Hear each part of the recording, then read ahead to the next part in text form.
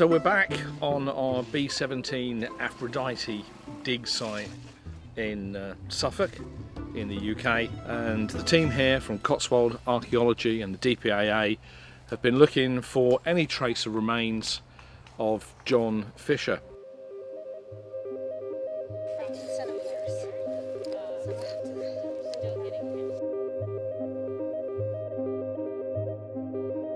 We're getting on here, guys. Going all right. Got a few bits. Let's have a look. Oh, you got a couple of little bits of glass there. That's quite good. That could be modern. We have had a few bits of perspex out of this general area as well, so could perhaps be aircraft related, but it's very small. That's a bit of rubber or something. Great, good stuff. Oh, I can see why you picked that out. white stone. Great, nice one, guys. So we're applying a very systematic approach to what we're doing here. All of these red markers you can see mark the corners of 2 meters squares. So we've divided the entire site in the vicinity of this crater into 2 meter grids. And we essentially excavate in 2 meter squares. And you can see some of that evidence over there where we've got them strung out. So we essentially dig down within that 2 meter square in layers. So we take off the topsoil first, then any subsoil, any other deposits that are underneath. And in sequence, those then go through the sieves. So we know if we get material out in the sieves, which 2 meter square it came from, and therefore we can start to build up a map of how the material is spread around the site. The explosion was vast. I mean, it blew all to hell, all through this area. But the central point for us as diggers was do what these guys are doing and come along quite literally start digging out.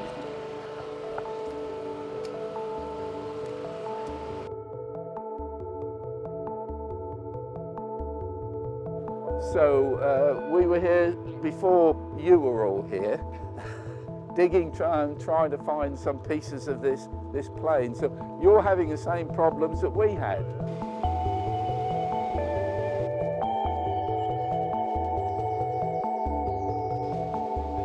I mean, basically, he was trying to get the aircraft level. The radio altimeter seemed to have gone wrong, and every time he left the controls, it was rearing into a stall. Yeah. And I gather, it depends on what report you read, that it sort of stalled, must have slid backwards, because what was he, about 2,000 feet was the bailout?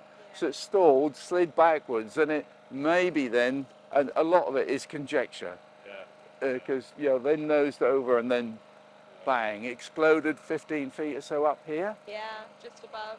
And of course that would mean that you get this huge scatter of parts. Is that official US Air Force issue spade? Yeah, it's not. That's actually Rachel, our geomatics. Yeah. Is it? Yeah, that's find this one every day and I'm like, That's the one you won, yeah. It's a good one. She was gracious enough to lend it to us.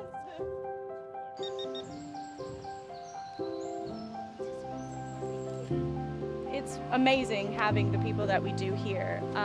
We've got, British veterans involved, we've got active duty military members, some local people who might have that tie to the community, and it's just really special to bring people from all those different walks of life together. I mean, things in this country have always kind of been a joint forces mission, so it's nice to continue that legacy and keep that going throughout every phase of this recovery.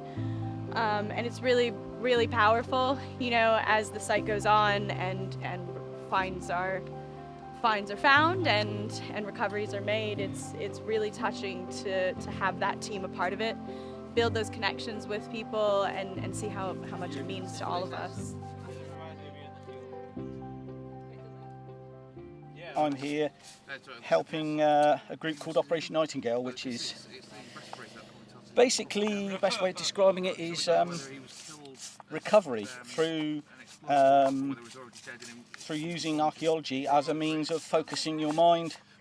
And when you're doing archaeology and when you're doing things like this, I find it very mindful, and you can kind of, it's a kind of place where you can leave it, all your problems, all the other worries that can be left behind, because this is so kind of mindful that it just really focuses your mind, and I find it really beneficial to me, really. Well, I think personally for me it is particularly poignant because I've got relatives who fought in the First World War and the Second World War, and I've been in the Falklands and the first Gulf conflict myself.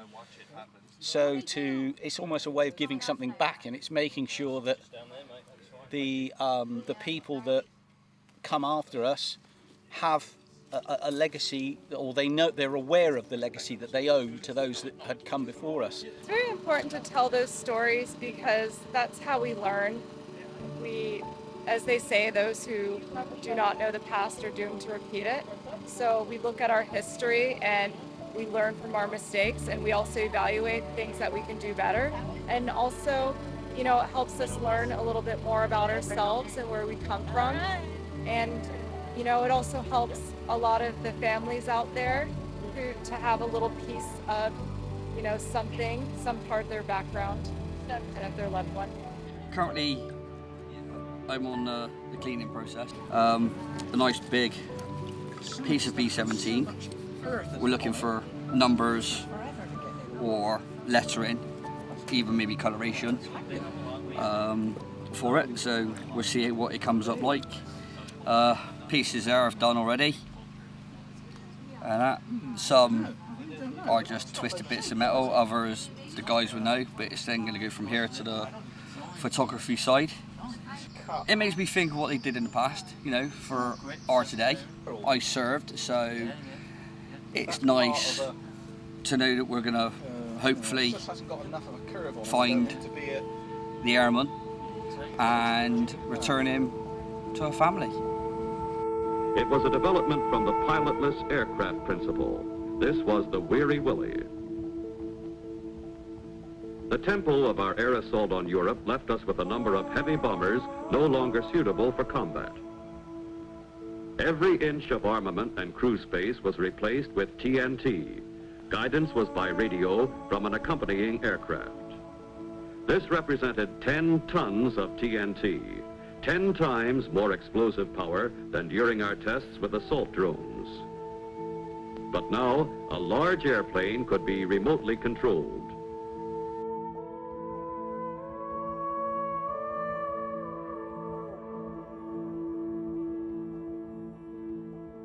So to summarise, thousands of pieces from this aircraft found, thousands, most of which emerged from the area around here, the crash pit. What became known in the 40s and 50s as Fisher's Lake, because it filled up with water. Might have been more appropriate to call it Fisher's Pond. Fisher's Lake, it's about 10 metres or so across. The team will continue in a desperate effort to find anything beyond the artefacts and the aircraft that can be taken home. It's been a privilege to be here and to see their work.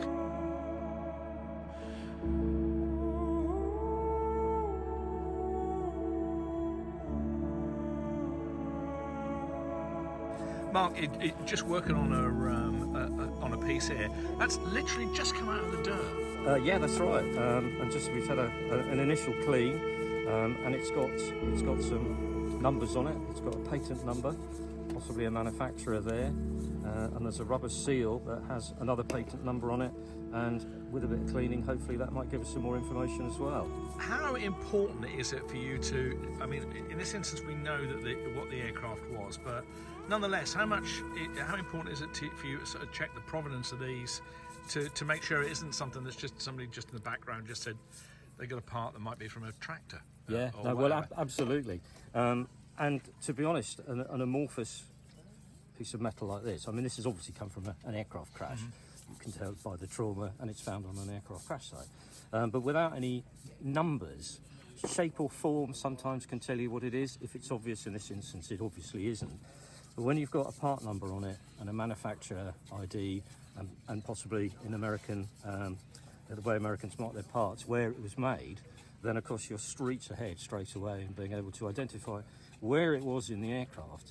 And the context of that is hugely important, of course, because if it's cockpit related and you're looking for a pilot, you know you're not far away. If it's engine, then that tells you something else about it as well, or wherever in the airframe and what it is basically. So it's very important for a context perspective. After trying several types and detonating static loads of each, was determined to be the British Torpex, cast in 55-pound blocks.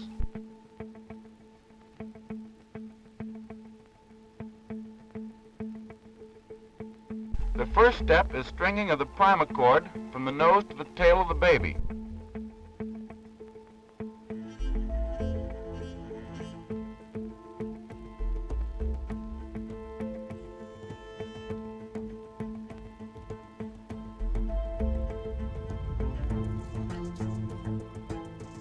In the pilot's compartment, occupying the space made available by the removal of the upper turret, is placed 25 boxes of Torpex, totaling 1,575 pounds.